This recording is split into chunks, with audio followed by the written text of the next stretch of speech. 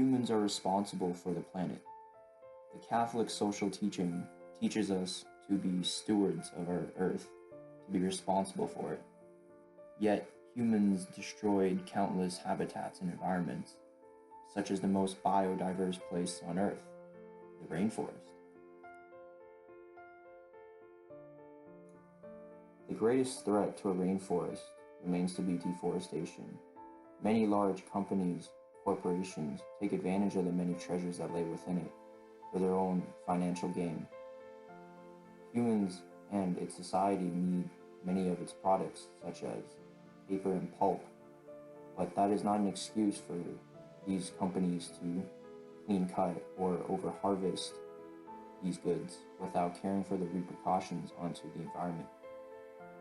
When global corporations look for cheap supplies to create toilet paper, packaging, or even books and clothing, a rainforest should not pay that price.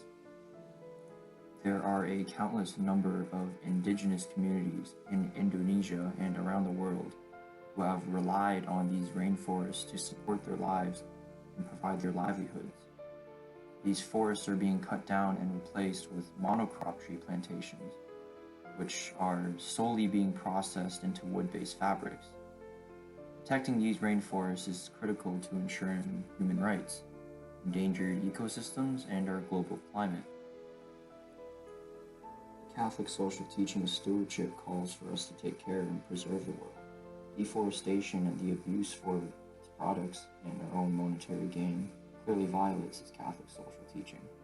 Not only that, but the displacement of indigenous people in the process violates more Catholic social teachings, such as that of the dignity of the human person, which states that the human development should concern the well-being of each person, including economic, political, social, and ecological aspects. Another major controversy regarding the deforestation of rainforests is the deforestation of palm trees and its oil. Palm oil is the most widely used vegetable oil on Earth. It is in roughly half of the processed foods at your local grocery store, and chances are it is present in nearly some kind of form in every room of your house. Because of this demand, palm oil is also one of the largest threats to rainforests, and the search for cheap palm oil causes not only deforestation, but many other violations as well. With palm oil producing many of our artificial foods and artificial products at home, the processed foods and such call for a higher demand of palm oil and costs at a very great price.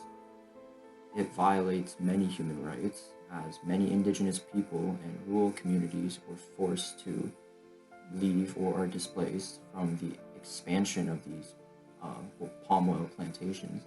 And also as a result, many child labor practices, modern day slavery, and other labor issues that are abusive have resulted from the creation of these plantations.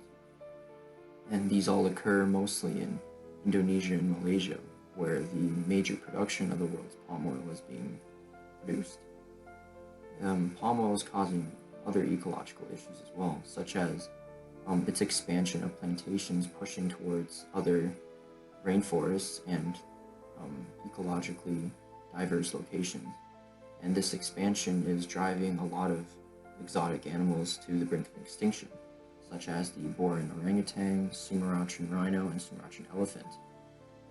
To add another issue to the list already is that it is not only a problem to those two little nations, but it is a global problem now as well, as the expansion of these lands for plantation production, it calls for the clearing of rainforests to expand the palm oil plantations, which results in the burning of lots of carbon. It releases more carbon pollution into the atmosphere, which adds another list of issues to the human-induced climate change issue. The RAN, or Rainforest Action Network, has been addressing all these issues I've brought up and has been defending these ecological centers for a long time, since 1985, particularly the rainforests. They fought against global drivers for deforestation and palm oil trade to the public industry.